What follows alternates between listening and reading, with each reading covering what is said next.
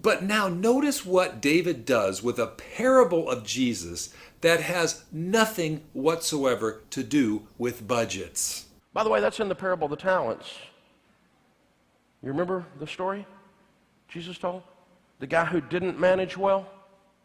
You know what they did? You know what, you know what God did with that money? He didn't leave the money with the guy that didn't manage well. He didn't give him more money. He took it from him and gave it to who? The guy who managed well.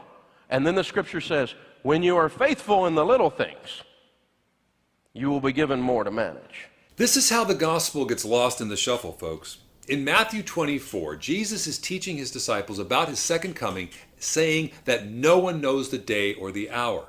Look in verse 44. He tells them this, therefore you must also be ready, for the Son of Man is coming at an hour that you do not expect.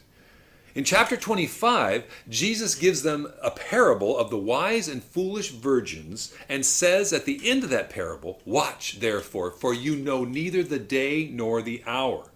Jesus then tells another parable making the same point. It's the parable of the talents. Read that parable in context and you will see the words in verse 19. Now hear how they sound so similar to what we've been talking about.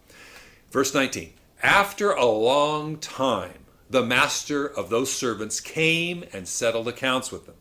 You see, this parable has to do with being ready for the second coming of Jesus Christ, just like the passages before it.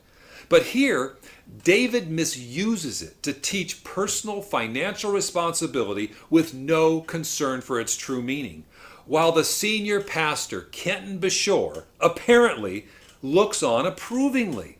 This is the sad state of preaching in many a megachurch today.